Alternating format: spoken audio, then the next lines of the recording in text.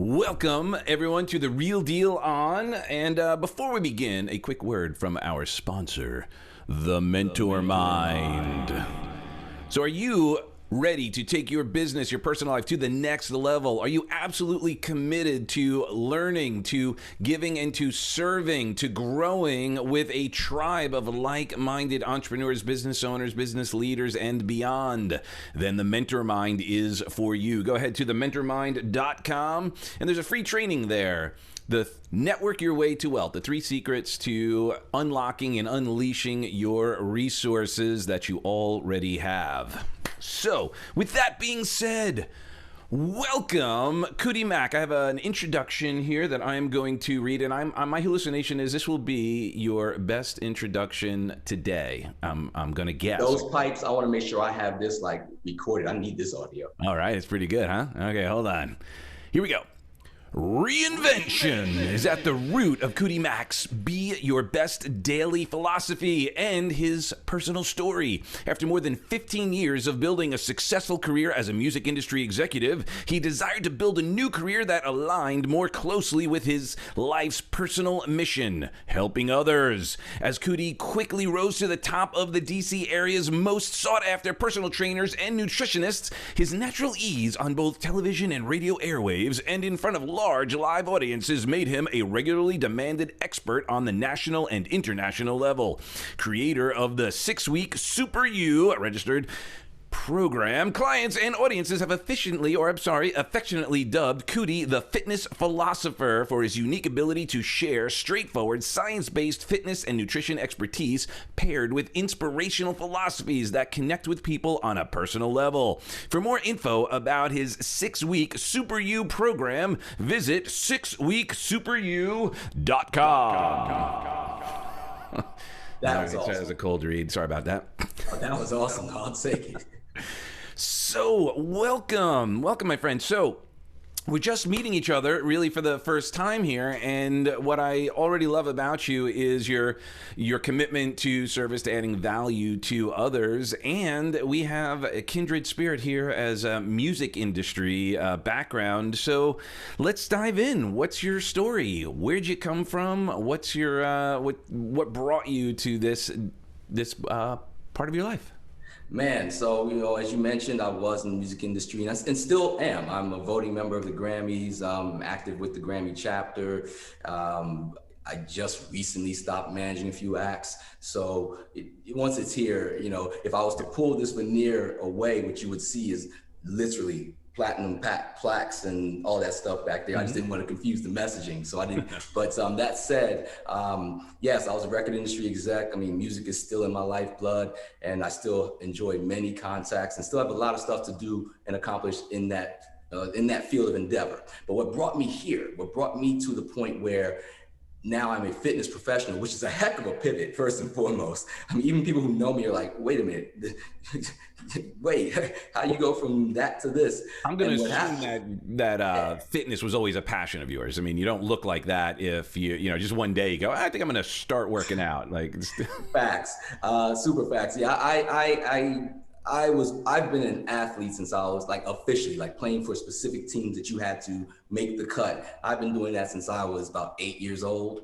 And so it was a way of life for me that I didn't even appreciate as a fitness endeavor as much as it was.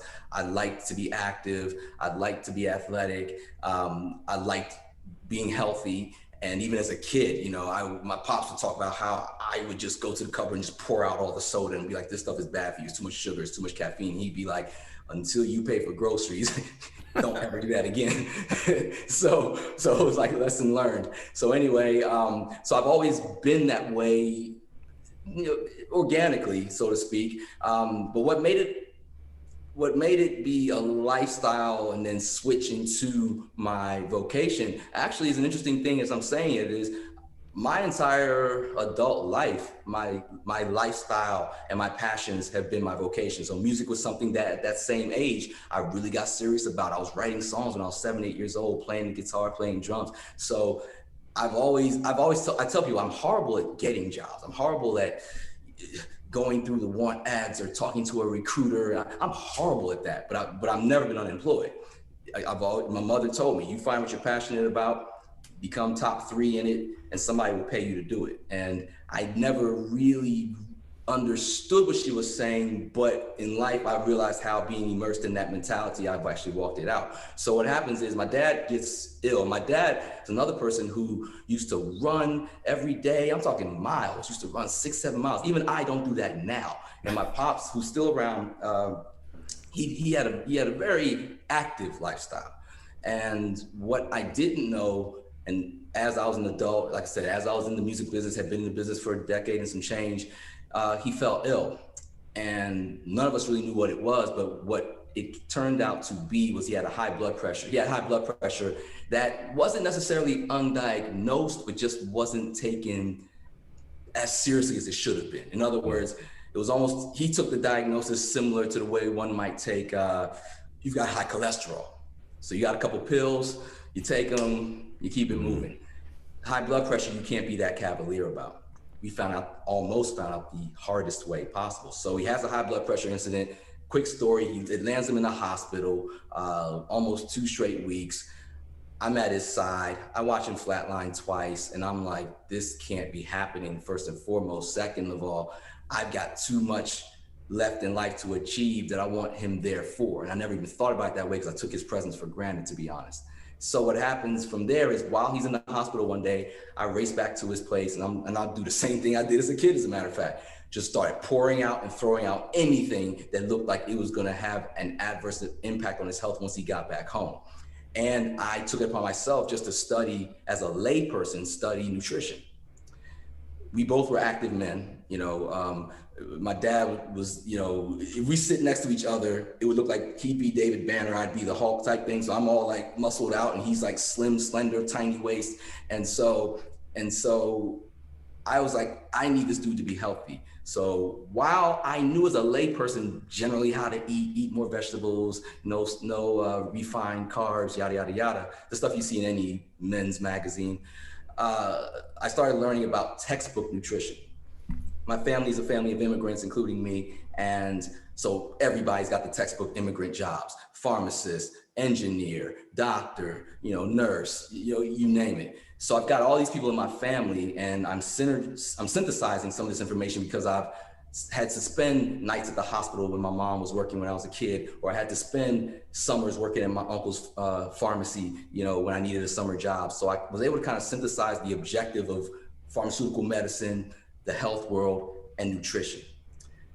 Now I'm trying to think how that gets me here. So basically, I go beyond just running around and shooting hoops casually and playing ball for myself as an adult, now that I'm no longer in school and playing for anybody's team, to now working out with a purpose, because my numbers with my doctor started to creep up. Because as you mentioned, I was in the music business, and in the music business, one of our favorite things to do as an exec is to wine and dine our artists, wine and dine radio stations, MTV, everybody. So we're doing all this over drinks and dinner and drinks and lunch and drinks and this, that, and the third. So while I look the part, because I had a lifetime of playing the part, my blood numbers were telling something different.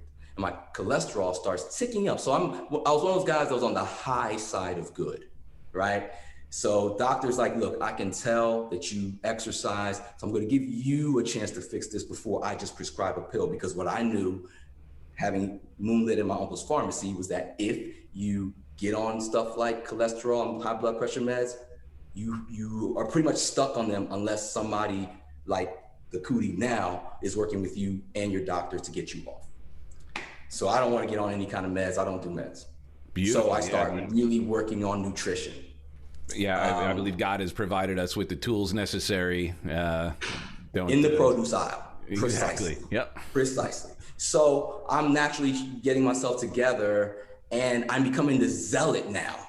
Where before I just kind of looked the part, now I'm talking the part. Man, did you know if you eat this and da da da da? And after all, everybody's kind of like, dude, if you want to get healthy, go to KUTI. In the music business, if you want to get healthy, go to KUTI. Although they knew I had a sweet tooth too, but that's a whole nother story. That's why my cholesterol was going up. Daggone Krispy Kreme.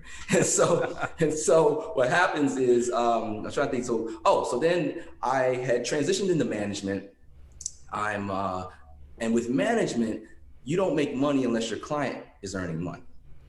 And I had a client at the time. We had been touring and doing all kinds of stuff. And we were in between record deals. And the record deal negotiation for the next deal at the next label was hitting a lot of snags. So we toured as extensively as you could. I mean, I'm talking Australia and Iraq. Like, I mean, we were everywhere.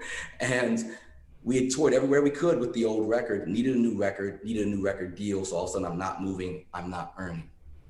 And I'm talking to one of my friends who I went to college with, University of Virginia, shout out. And he was a personal trainer.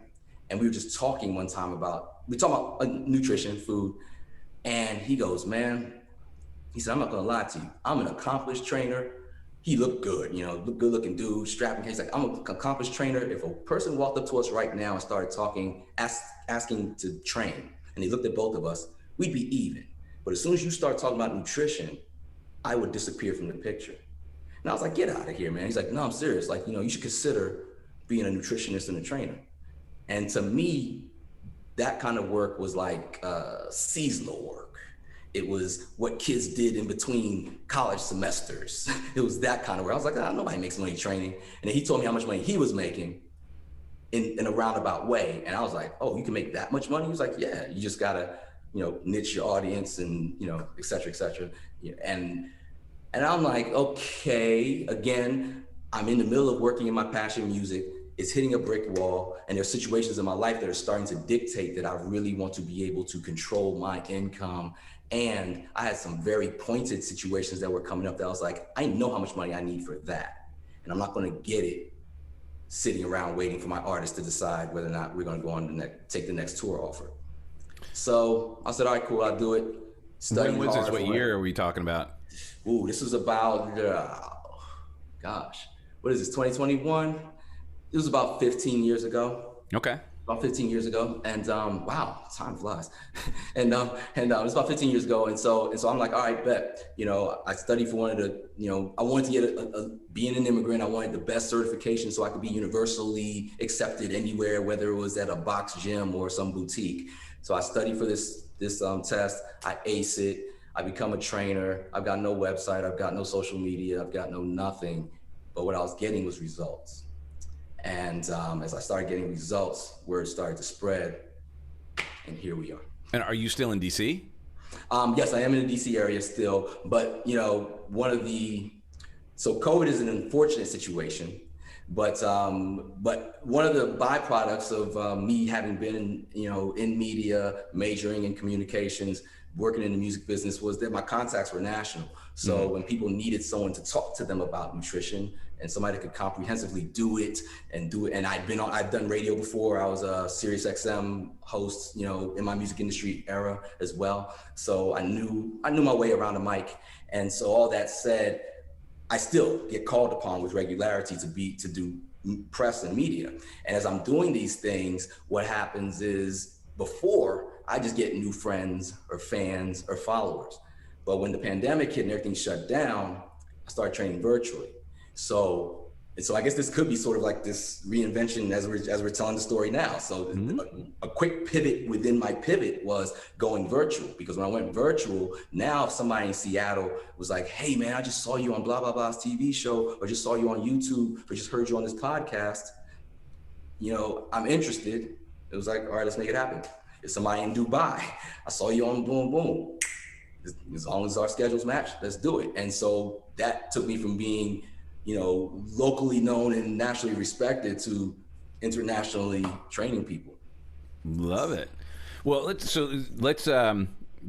back up, because the purpose, one, I want to geek out a little bit with you with music, because I worked on a few Grammy winning records. We won Grammys for with Celine Dion and J-Lo and the Chicago soundtrack. But I was the rock guy, so I did all the rock records, and then I just helped with production and mixing and all that with those other records. But the peak of my career was when Napster came out. So I know you probably had some interesting challenges and conversations around that. So that's why I asked what year it was for you. So that would be around kind of a similar time where, just the industry just got, and we didn't have the terms we're using now, like, the industry disruptor, Airbnb disrupted the industry. Like it was just like, what the F's going on? The funny thing about it is I tell people all the time, being in the music industry in the 90s, crossing into the 2000s. I guess that's called the aughts, right? Being in the industry in that time, it was the best of both worlds. And we, as industry guys, gals, people, we got a precursor of everything that the country and maybe even the world was about to go through, because we went through our economic downturn, daggone near recession. I remember the gigs that I was getting like in 96, 97, 98, 99, and then all of a sudden find myself on the other side of the century and the same work, actually the work and a half, and you're getting paid at 60% and told take it or leave it. Mm-hmm. And when you're somebody who's built your career up to a certain point, you're just like, wait a minute though. I like you just reeled off some names, you know, and I can talk about Outkast, I can talk about Sting, I can talk about Prince, I can talk, you know, and I'm sitting there like, I did all of that, and you telling me I got to take what? Yeah. And I got less, you know, resources and a smaller expense account, and I was just like, you know, this doesn't make sense, and it started to take the love out of it. It started to take the love out of it, and that was something that was a reckoning for me, because, you know, to take it slightly philosophical, it's like you go from doing something that you absolutely adore and would do for free, but once you get used to not doing it for free, and there's a thankless portion of that gig. Oh, so much. That's what, yeah. Like some people thought, like, you know, all you did was go out to dinner and, you know, travel the world and all that. And I remember Richie Sambora was like, you know, we get paid millions of dollars to sit on the road and do nothing. We go out and we play a show for a couple hours, but we're doing all the other stuff we're doing nothing. We're just traveling, and it's not like really exotic kind of stuff. You're going from gig to gig to gig. It's not as glamorous. You know, same thing in the studio and all of that. Like most of the work making records is I mean, it's amazing, and I'm not knocking it because it was a joy, but it's not as glamorous as what people, you know, think it is. It's and fortunately for me, I was able to do a couple of different things. Like I mentioned radio, I mentioned you know, I was an artist, songwriter, producer, manager, you know, but I made most of my hay as an exec, a promo exec. So I was doing promo and marketing. So here you are, you know, whether the record, fortunately, we for my career, I batted at a pretty high percentage in terms of like just being blessed with good A&R artists that were credible, that even if the records didn't hit, I felt convicted enough to believe that these records were great records. But that wasn't always the case, and that's not always the case for everybody. And there were some times, especially, you know, in that first third of my career where I was working records, it was just kind of like you knew you didn't have a snowball shot in hell, and it had to be your personality or your relationship that helped give this artist even a shot. And because I was an artist at heart, I always advocated for the artist. I always went artist first, even as a suit. I say all that just to say that, you know, there'd be times when people would be like, well, man, you helped fill in the blank, I won't say names, you helped fill in the blank's record go triple platinum. How come you can't just call him or her and get a blah, blah, blah? And I'm like, man, we are nameless faces once we either get transitioned out or get, you know, relocated somewhere or move to another label. Sometimes you will have a couple artists, and I really treasure these specific people because they remember what you did for them. But a lot of times these artists, and I'm saying this as an artist, what you remember is like, hey, I wrote a dope song and it was supposed to be a hit. Right. So if it's a hit, you know, thank you for helping that happen. But I knew that when I wrote the song. So I'm not going to give you any special credit for it or remember you especially for it or name my kid after you. You know, you got a job, I got a job. And so, and I know a lot of people that are still in the music game doing very well. And I really love and like to uplift them because like it can be a thankless job if you don't get what you want out of it. And so if you don't get what you want out of it and then you find yourself out of it, that's a mean position to be in. So when I saw things trending a certain way, I was like, how do I stay in this game and not flame out and not, you know, succumb to it and not be defined by it? And fortunately I left, you know, pretty much on my feet. And that's what allowed me to still move the way I move now, in and out of it. And like I said, I've got some moves I'm really excited about that I won't speak on, but y'all just check in on me later and we'll figure it out. But my point being that, yeah, the music game, it's It's a great one. Like because I had great mentors that told me what to expect, that told me, hey, you're in here, figure out your way out. And sometimes, like you said, some other people see it a certain way and they go, well, why don't you just jump back in? Or why don't you do this and the third? And it's like, you don't really understand how this thing works, you know? And so kudos to people who are in it. Kudos to people who are aspiring to be in it. You know, it has changed, like you said. We went through the economic downturn. We went through the shift. The digital era, I think, really changed things tremendously. It changed how we kept score. It changed how music was disseminated. When I was in the game as an executive, I had the keys to let you know. I had the music first and presented it to you. And by the time I was leaving, I was chasing behind, you know, a leak here and a stream there and an MP3 that, you know, that randomly pops up on the internet. And now I got to chase that down and figure out a way to make it a hit record. Now it's dictated by the people, which to me is exciting. Mm-hmm. It's certainly exciting. finding it's actually, what's interesting is the music industry model in many respects has essentially modeled kind of what you're doing with your personal training, you know, using the technology, creating your own tribe, and creating a business model that doesn't necessarily need the big record companies, and you know, and certainly not the big studios anymore. I mean, that was what the technology that allows all that possible was also what put a lot of companies out of business, because I mean, it happened for me as well. Like the budgets, right? At one point, you know, there was a band I was working with, and their first record came out and didn't do tremendous. And they came back and they were like, look, they got dropped. And the manager went back and was like, no, give them another chance. What are done? You know, no one knew what was going on. They were trying to figure out how to navigate with all the digital stuff. And they were like, okay, look, we'll give you 50 grand.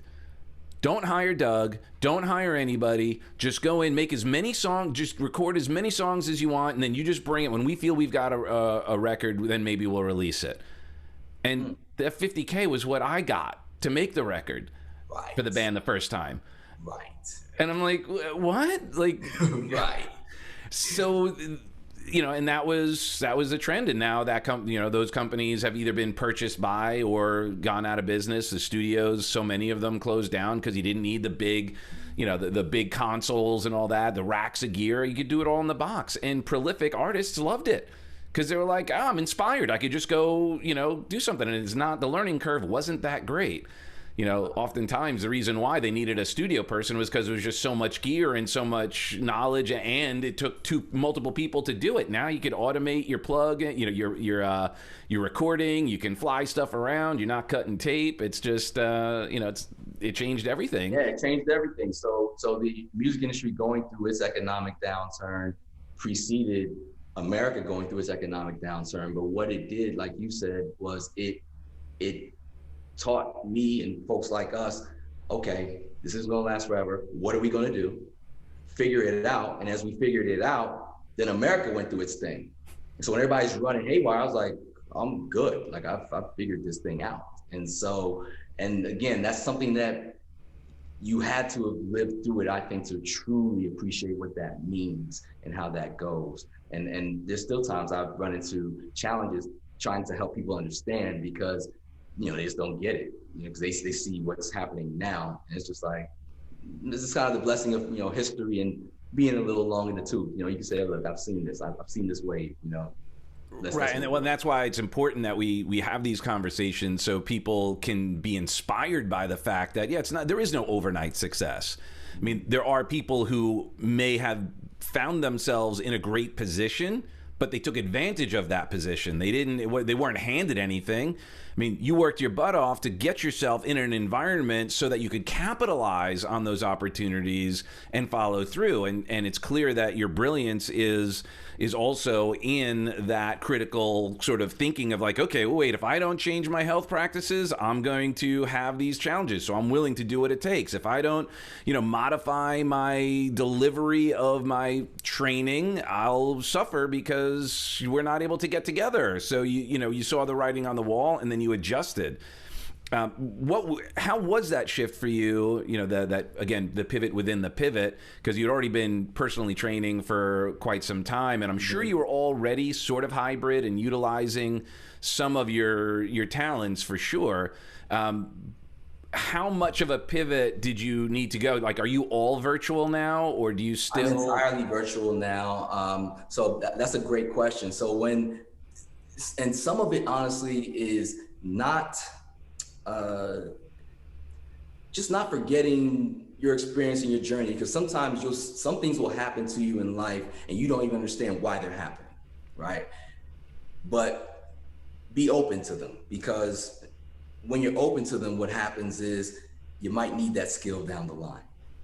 And so I had two clients that I got. One was a gentleman I got around November 2019, and the other one I got around February 2020. And these two gentlemen were having robust, like the kind of success that if I could write it down textbook wise, they were having, just hitting their numbers, just bing, bing, bing, bing, bing. So we're having a good old time, but both of them had jobs that carried them traveling. And at this time I was still training in person.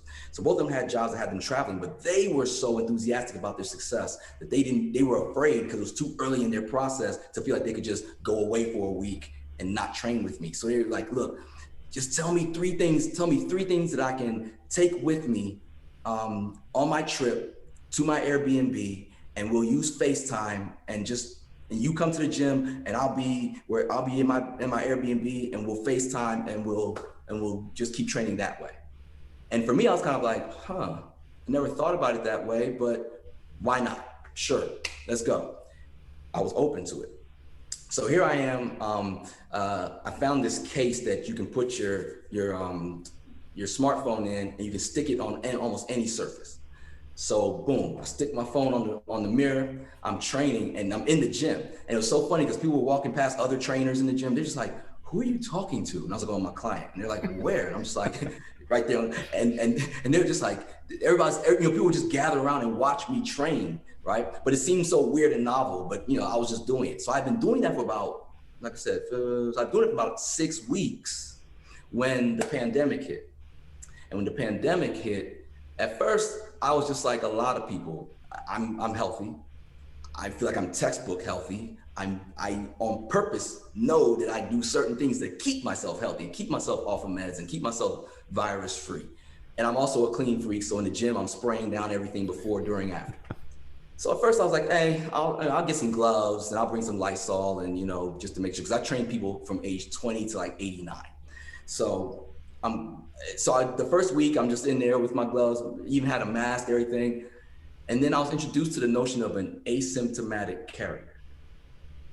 Meaning, for anybody that doesn't know, meaning that COVID could hit you, you could very well have it, you don't succumb to it, but you can still spread it. And because I do care about my clients, and because I do care about people, and because I'm training some people who aren't just trying to look sexy, but actually are in bad health, meaning their immune systems are compromised. And I take their health seriously. And what went through my mind in a flash was this vision of the local news saying, boom, 9 people just died in DC, from this new COVID. And they're totally unrelated. We can't figure out what it is. Then the next night they go, we might've figured out the common link. This one gentleman, KUTImack, and this picture of me with this yarn of thread connecting everybody, because I went to this gym, that community center, this person's home, and saw my father, and was an asymptomatic carrier and gave it to everybody. And I was like, there's no way I could live with that on my conscience. So I was like, I'm training virtually. I got 2 clients that I do it with now. I'll give everybody a free session where we get our bearings, and we're gonna keep going virtually. Now, about 70% of my clients were either aboard or convinced to be aboard. The other 30%, honestly, were older people who were sort of technologically averse, and none of us knew how long this was going to last, to be frank. So they're like, well, let's just pause for a month and see what happens. In the midst of that, I'm doing TV, I'm doing radio, I'm talking about how to be healthy in the midst of the pandemic, how to work out without equipment, yada, yada, yada, yada, yada. And I started accumulating clients. nationally and internationally. So they filled that other 30% and then some. And then some, plus the time I was now afforded because of the pandemic and everything shutting down, because I was getting up at 3 a.m. every morning to get up, get ready, plan my day, walk the dog, drive into the city, get to my first client for 5 a.m. and then start working and then bouncing in between home to home to home. And here I was now, I could sleep an extra 2 hours, get up, turn on the computer and start training people back to back to back to back and be done. Hey, I just thought I'd drop in to remind you the power of your network, the power of being part of a brain trust, a mastermind, or thementormind.com. The Mentor Mind is the place for you to grow, to learn, and serve. So go on to thementormind.com and check out the free training, Network Your Way to Wealth. This is a place to grow, learn, and serve. We'll see you there. Back to the program. By 2 p.m. or whatever. And so now I have time. Is that still how you run it, or you have That's still how I run it. That's still how I run it. And so, but I had time, but now I was getting, inundated with more referrals and all that kind of stuff. So I had to create a program that was virtual and remote, where I wasn't training live. And that's the 6-week Superview program that you addressed in that amazing intro that you gave me. And so the 6-week Superview is actually a 12-week program that helps people get fit. And I do check in. We do have weekly check-ins where I'm talking to everybody live, and I do check in via video messaging app where, if you need something in the interim, troubleshoot, I will troubleshoot you along the way. So it's not like you lose contact with me. I don't just put you on autopilot and walk away. Right. I guide you through the entire program. And like I said, we're live and direct every week. And people are having amazing success as we're speaking right now with it. So the pandemic helped me out in that regard. But I'm absolutely virtual right now. Love it. I mean, and that's so brilliant because I'm sure you know some trainers who were late to that game. Yep. And the funny part was when I was training with that, it was when the pandemic hit, about a month into it, trainers started hitting me like, hey, remember when you were in the gym and you were sitting there talking to that guy through your phone and it was stuck to the wall? How did you do that? And I'm not stingy. I gave them the information. This is what I did. This is how I did it. A lot of people still were just stuck on, like some people just didn't have the confidence that they could get people healthy remotely. Some people didn't want to put in whatever extra work it took to kind of get their program adaptable. I'll also remind you that when the pandemic hit, it was hard to get gym equipment. If you didn't get it like that first week, it was just sold out everywhere somehow. Yeah. That was the first time I ever saw the internet say, I ain't got it. Like the internet was just like, don't have nothing for you. Yeah. But because of the way, again, previous experience, when I first started training, the very first studio I trained in was a very alpha male, every trainer had been a trainer for like 20 years. And I was the new green guy. And they were like, don't touch the radio, don't touch this weight, don't touch this. You go in that corner right there, and that 2-pound dumbbell and that ball is all you get unless I say you get something else. And so I couldn't touch any equipment. I couldn't control the music, but I told you, I became a trainer because I had some financial goals I was trying to hit. I had some things that I needed to get some money for. So I was like, I gotta get people fit. And so I figured out a way to do it with limited equipment, limited space, even though I was in a full gym. And back then I felt like I was getting hazed. But what happened was when it was time for me to go mobile, it was time for me to go independent and just train by myself, go mobile, train people in their homes, limited space wasn't a big deal. And when the pandemic hit, I was like, let's go. Grab that milk jug, book bag, and a hand towel, and let's work. And people were like, what? And I was like, yep, I got you. So. Wow. So one of the themes that, this is brilliant and awesome. One of the themes that, I've noticed in modeling people who are successful is their relationship with obstacles and resistance and the meaning they give it. And it's the personal responsibility, the creative thinking, and the shift from victim to victor. Because you could have very easily sat there and you've seen others do it, be like, you're not letting me have access to that gear? I can't work out. I can't, and come up with some excuse why you were not able to be as fit or successful or what have you. You didn't. You said, I'm going to figure out a way. This is what, what's most important is getting results, not the excuses. And it ultimately served you because now you're able to help anybody. And they're like, you don't need, you can't get any gym equipment. So what? Right. And like I go by the fitness philosopher, bridging that into life, there are still moments in life where I'll get hit with a challenge and get gobsmacked. Like I'll just, get dazed and see and have an obstacle where I just honestly can't see past it. For as bright and as optimistic as I am right now, there's still challenges I'm dealing with, and we all do. So that's the one thing I just want to kind of remind everybody is that even those of us that are excelling in certain areas of life might have an area of life where we're still trying to figure it out. But remember who you are. Remember what you're dope at. Remember it's the same you. Find the lie. Find the lie. When you're sitting there stuck, there's a lie that's either being told to you or you're reinforcing for yourself. You got to find that lie and kill it with the truth. Amen, brother. And how do you do that when that happens? Super facts, yeah. How do you do that? Well, like when you find that, what is your strategy to find that lie and discover your truth?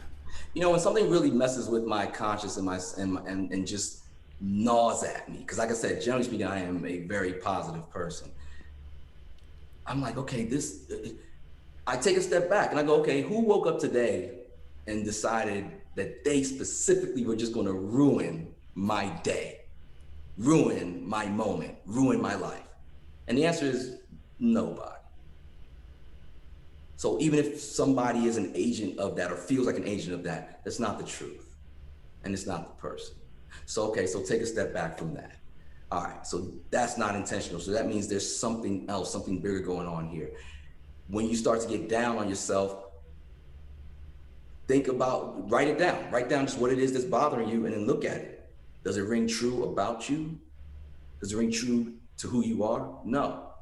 Okay. Can you change that narrative? You can try.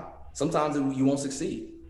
Sometimes things or people or whatever might just be like, hey man, this is what I'm going to believe about you, and that's it. Now, if you know it not to be true, again, the only way you can suppress the lie, find the lie and suppress it, is by just piling on truth. And sometimes you might just have to take a step back and rest. That's something that a lot of us just don't do. We're not geared in America to slow down and stop. Even with the pandemic, there's a pandemic running around right now as we speak, and cats can't wait to be out. You know what I mean? And I understand it. It's human nature. We're social people, but man, slow down. Slow down. Yeah, that time of reflection is really powerful to be able to look at, just change your perspective, right? And look at and question it, right? So every morning I do that. Before my day starts, the first thing I do, I spend about 30 minutes just reflecting. Sometimes if you're not creative about it on your own, that's not a problem. Get your smartphone, you can pull up just whether it's a meditation, a devotion, whether it's just sitting still in silence for a little bit. And you'll be amazed. Sometimes when you sit in silence, pay attention to what's running through your mind. Pay attention to what's screaming at you while you just sit there silent. And you don't have to spend a year doing it. Just spend 5 minutes. Just 5 minutes will feel like an eternity if you actually just shut down completely. And whatever's running through your mind, calm that down with truth. And yeah, just know that it's just a thought having a thought. Yeah, and at the end of the day, all we have is today. That's why my slogan is BYBD. Be your best daily. Your best may not be somebody else's best. Your best may not meet someone else's criteria of being the best, but you know where you were yesterday. And as long as you're better than that today, you've made an improvement. Now, if you set out to do, let's just say, a list of 10 is way too much, to be honest, to complete. Let's say you have 3 things you want to do today. If you accomplish 1 or 2 of them, right, you've had a pretty good day. If you have 7 of those good days, you've had a pretty good week. If you have 4 of those good weeks, you've had a pretty good month. If you have 12 of those months, you've had a heck of a year. If you have 10 of those years, you've had a heck of a decade, and so on and so forth. But it all starts with you being your best today. And your day can start when your day starts. So if your day is cruddy right now, anybody that's watching, listening, if your day is cruddy right now, say, okay, you know what? It's just hypothetically 1:29 p.m. All right, cool. Starting at 1:45 p.m., that's going to be the beginning of my next day. What can I do to make this day better? What can I do? And sometimes it's just about helping somebody else. I love helping people. I'm better at helping people than I am at helping myself, to be honest. Mm-hmm. That's what I'm actually working on this year, is just helping myself for a change. Well, and oftentimes people will run the illusion that I'm helping someone else, and really what they're doing is running from themselves. Right. And they, basically what happens is they end up sacrificing, and it's a form of other than conscious sabotage oftentimes, because we have this illusion of, well, I'm doing the right thing, I'm helping somebody else, and meanwhile, like, yeah, but you're ruining the rest of your life, which includes your family, your children, your society, all of that. And so now you're going to just become a martyr, because you'll then, you'll look back with resentment. And look what I did for you, and God, why, and it just, God's like, well, you didn't. When it was nobody's job to help you. Right. It was nobody's job to help you. When you're on a plane, they'll tell you they'll tell you before the plane takes off. They'll be like, hey, look, if this thing starts going down, even if your most beloved child is sitting next to you, when those masks drop, grab your mask first. Yeah. Grab your mask first, then you can help somebody else. So grab your mask first.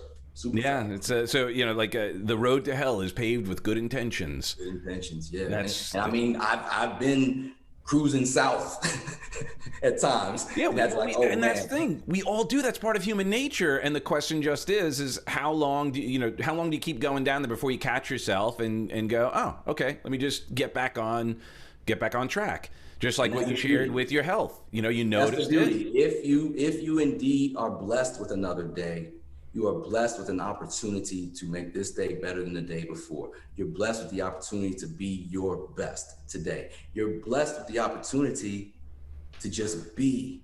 I mean, like, so many people just don't even get that. And so from a health perspective, if you are healthy, you give yourself the supreme opportunity to do fill in the blank. When you're not healthy, you got to fight through so much meds and injury and all this. You got to fight through all that just to be before you start talking about being.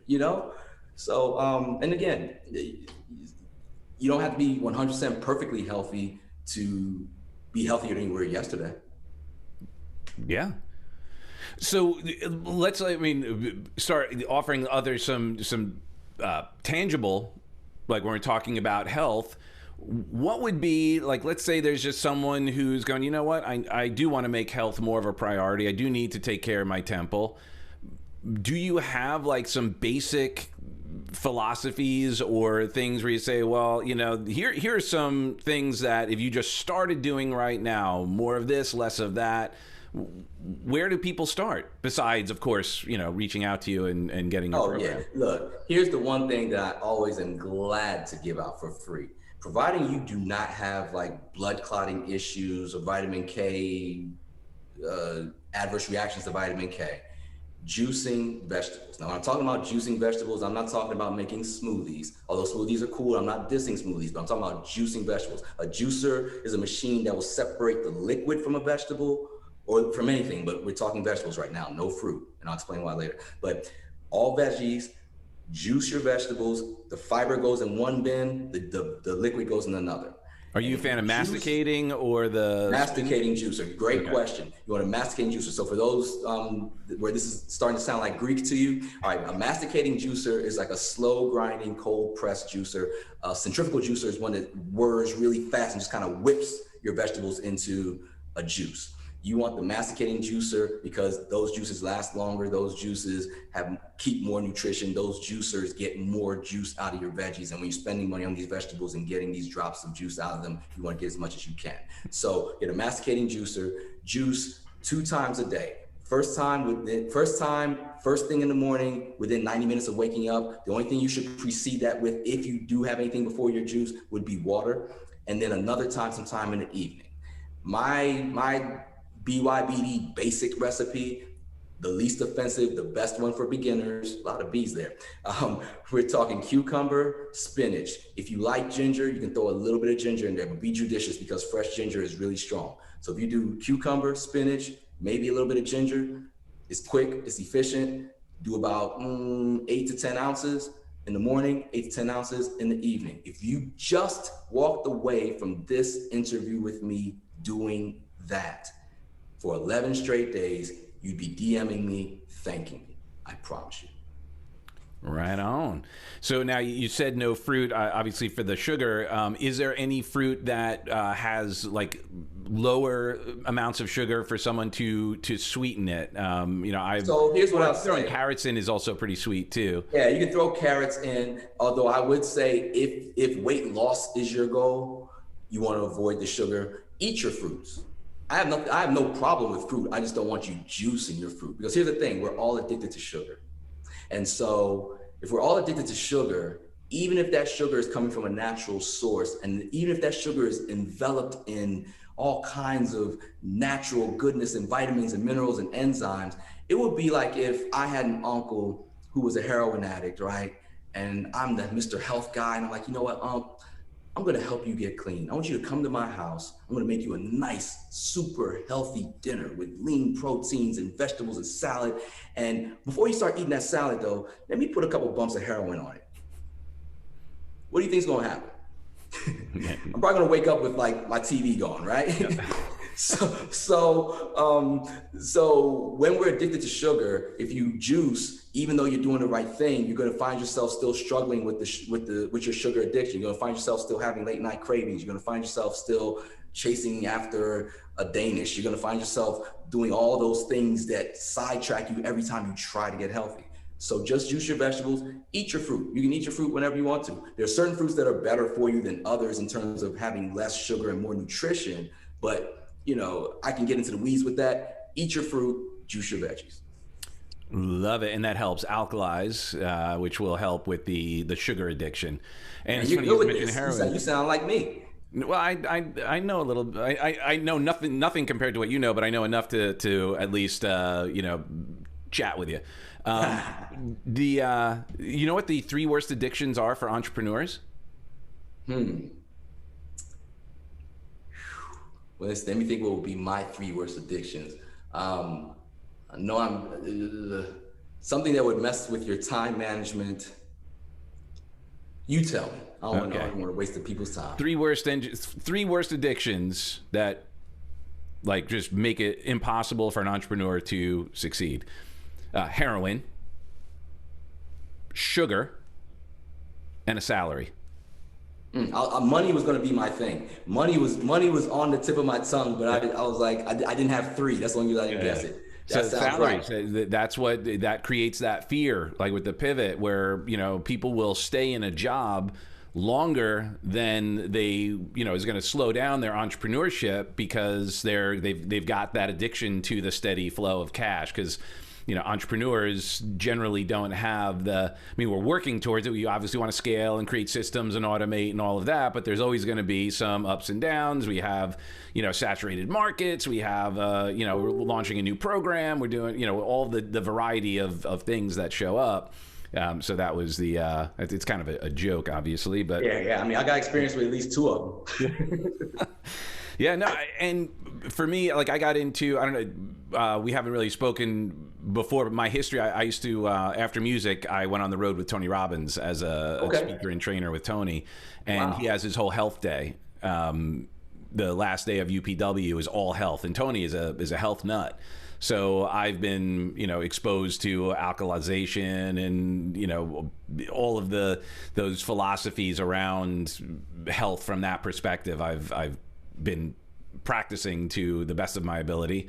I have a masticating juicer, and I don't have a Kagan or one of those alkalizing water machines. Do you have one of those? Are you a fan of that? I have no aversion to them. What I believe is, I eat pretty alkaline. I have a water filter, and you know, juicing is so you know, I meet people in the middle. Plus, I try hard to model a lifestyle that I can replicate with John Q. Public. Right. So not to say that I'm beyond being that healthy, but I try hard to tell people to do stuff that I can show them how they can easily incorporate into their lives. And so, for instance, if you take raw apple cider vinegar and just put like a little dash of that in your water, you immediately alkalize it. Mm-hmm. You know what I mean? So it's like things like that you or a lemon, right? Yeah, or lemon as well. Yep. Yeah. Lemon as well. So it's just the apple cider vinegar has like the probiotic element to it, but lemon is definitely a great one. Lime as well. So or even cucumber, a couple slices of cucumber. Mm-hmm. So cucumber and lime is quite nice. Yeah. Combining those. So all that said, those are the methods that I use to alkalize my water. Right. How about Bulletproof Coffee? Are you a fan of that? You know what? I'm not a caffeine guy. Okay. I'm not caffeine, but I hear about it, and people always come to me about it. It always finds its way across my my desk. Well, what do you use? Are you like an avocado for your fats? Like, because that's basically the philosophy around the Bulletproof is the healthy fats. What do you? Yes. So avocados, nuts, seeds. That's usually where extra virgin olive oil. Avocado oil. That's usually where those are my fat sources typically. Love it. Awesome. Well, we could geek out on all this stuff for hours. No, we didn't talk a lot about the music, or did we talk? We did talk a little bit about music, but yeah. So, like you said, you're still in it. You're working with you're still on the Grammy committee and all of that. Mm-hmm. What were you like as an artist? What kind of music did you do as an artist? As an artist, I guess without being all super hyphenated with it, I would say we were in that era when like live soul music was really having its day. So I would say we were a funk soul band. Oh, right on. Yeah. Cool. And what role did you play? Oh, so my brother and I technically were the group, and we had a band that we played with, and they played behind us. But on record, for the most part, it was just he and I, self-contained. We're big Prince fans, so we kind of grew up in that whole like DIY mantra. So you were playing all the instruments yourself for the recordings, and then playing all the instruments, writing all the songs, producing all the records, and we even branched out and started writing and producing for other people as well. We toured, but live we would really just kick butt, and so it was a weird position. One of the things that made it a tough financial prospect was because we imaged as a band, but we weren't really a band. And we liked our players. We had the same crew of players, but they were getting paid a la carte. And I'm saying this with love, but they were getting paid a la carte. Whereas we were the ones it was just us two. So they were basically hired guns for every single gig. And some gigs were promo gigs. So there are gigs where if we didn't sell a bunch of music or, get a bunch of downloads or streams, we took a hit, we took a loss. And it just was hard to sustain in that era. Mm-hmm. Now that said, on record, it was my brother and I writing, producing, arranging, everything. Like we did everything. And it was a group called Zway, ZWEI. There's two Zways out there. There's like a Japanese duo, and then there's us. And did they model you? I don't know who came first, but because the only reason we were aware of them honestly is when stuff went to iTunes, and so then people would look us up and be like, y'all got like Japanese house music? And I was just like, no. It was like, no. And so, so if you were checking us out, it's an album called Tuesday Night, 2'SDAY Night. That's the right way. Okay. And so you dropped a little bit of a hint that you're working on some other things. Is it you going back out as an artist?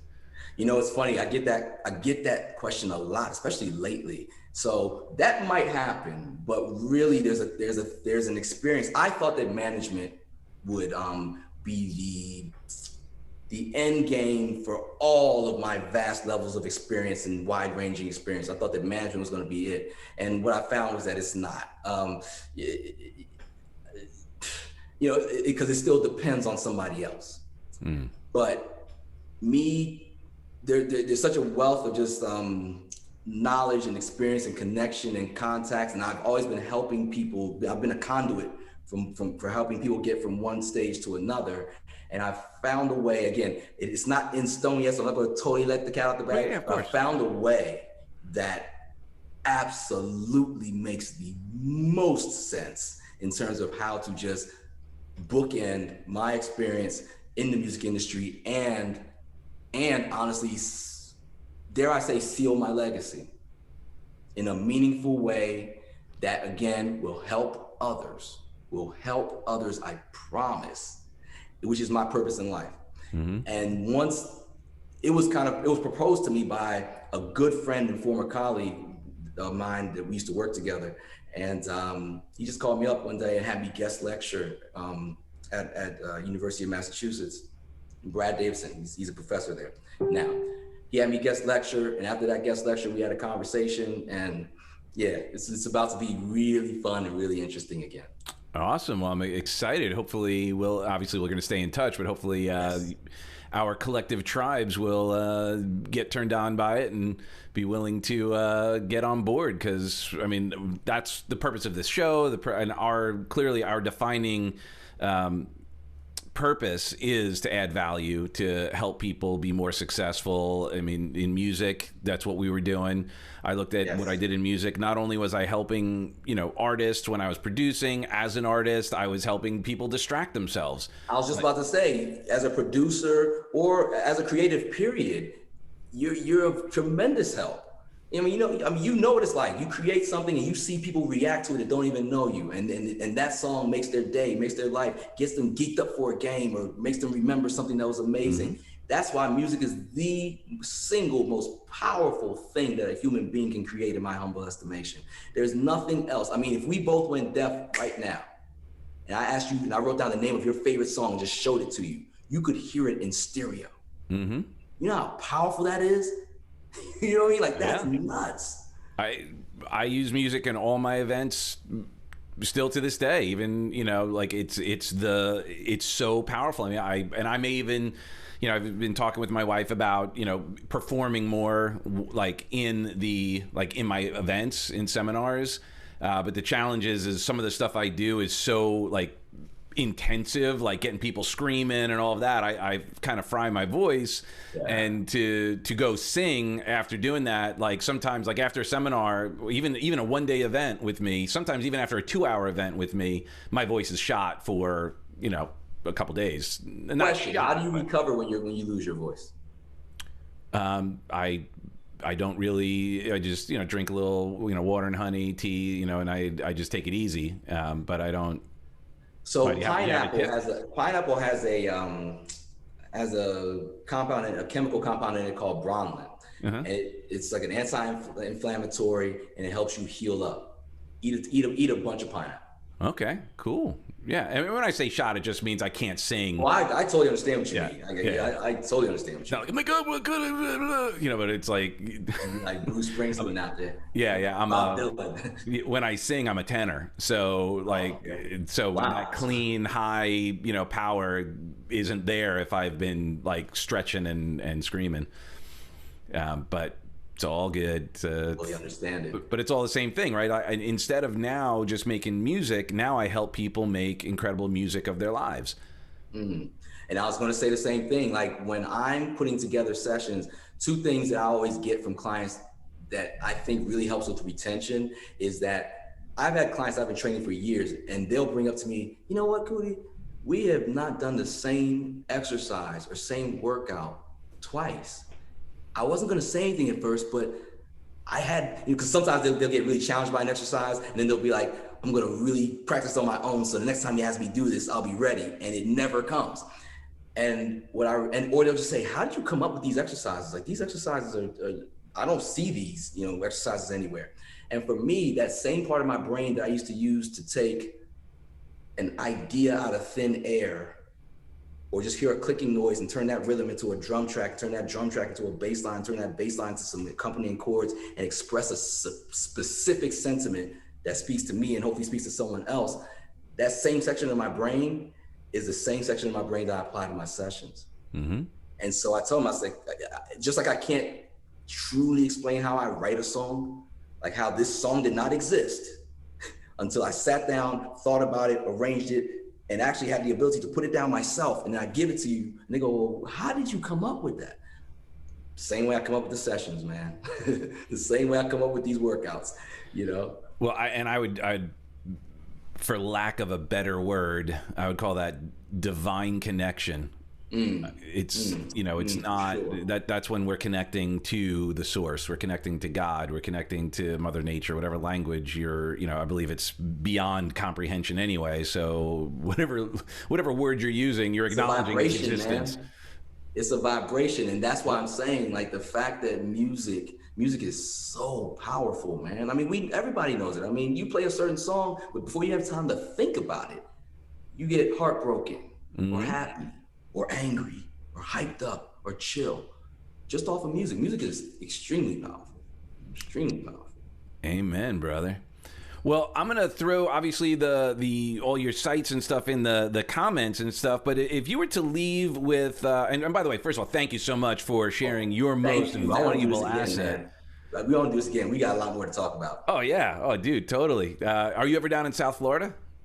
Man, I was just in South Florida not too long ago, man. But I'll come back. Okay, it's where I'm at. I'm a little bit north of Miami. I'm in Palm Beach area, but Miami's just an hour and a half away. All right, say no more. Yeah, you ain't gotta beg me to come to Florida. Right? It's it's even in the summer, it's not that bad. Like it's not that bad at all. It'll be like a big storm will come through and then it disappears like it never got there. Yeah. It's the joke in Florida is you don't like the weather, wait 10 minutes.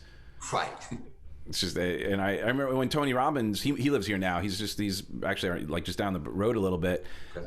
When we first got here, we're hanging out, and he lived in San Diego, and he's like, it's not that bad here. It's like, I don't know what people are talking about. Like, this is like, I don't know how it got to the point where people would say how miserable it is, and probably just because they say that like when the hurricanes are around. That's what I was about to say. They probably went there trying to vacation, got caught in one of those in hurricane season, and the rest is history. There was a brief period of time in my life where I actually owned a condo on Collins. Mm-hmm. And man, yeah, Florida's cool. It's definitely fun down there. So if you were to leave any final words of advice for people who are looking to improve, obviously how you do anything is how you do everything. So, you've shared your, how you bring your creativity to fitness and nutrition and beyond. In your philosophy, your Be Your Best Daily and beyond, what would be some final thoughts you could leave with someone to be their best? To be your best, you gotta, fuel yourself properly. At the fundamental level, if you're fueled properly, it helps you deal with everything a lot better, whether it's stress, whether it's disease, whether it's weight management, whether it's illness, whatever it is, you can be your best daily if you fuel yourself daily. And like I said, juice, spinach, cucumber, within the first 90 minutes of waking up, another time in the day, do that 11 days straight minimum, and you can hit me up and say thank you, and I'll gladly say you're welcome. And also remember, all you really have is today. Be your best today. And some days you're gonna miss the mark, but if you're fortunate enough to wake up, you're fortunate enough to get a chance to be your best today. And if you do that and keep stringing it together, I told you can mess around and have an amazing decade just by being your best today. Amen, brother. Well, dude, it's been my absolute privilege and pleasure to connect with you, and I look forward to more rock with you indeed. I'll throw all your content in the comments so people can find you and learn more and how to get even deeper involved in your philosophies. And with that being said, I love you for who you are and who you aren't, and we will definitely see each other again shortly. Thank you, man. Oh, you know what? I'll do this now while I'm thinking about it. I'm going to go to my Instagram account. I'm going to put a little freebie in there. Just go there, register, and I will give you something that I promise you will help you in terms of just being able to de-stress. It'll work in 60 seconds or less, and it's a couple different ways. I'll give you that just for watching me here. I just thought about that. Beautiful. What's your hashtag or your? It's at KUTImack. So at KUTImack. Beautiful, and I'll throw that in the comments as well. All right. You're awesome, brother. So thank you so much, and let's get onto the train there and get to your Instagram account, and we will definitely be in touch and keep the flow going. Man, this is an honor, Doug. It's cool to meet kindred spirits, you know, because sometimes you're doing this stuff, you feel like you're just doing it in an echo chamber of yourself and hearing your own voice. But to actually see somebody who's putting in the work and spreading the word and spreading these vibes and has been through the ringer like we've been through the ringer, man, much respect, much props. Dude, I appreciate it, brother. Awesome. And I got that Star Wars t-shirt too. Yeah, right? Yeah, I got that. Yeah, I got that. It's going old school. All right, brother. God bless. We will see you soon. All right, man. Peace.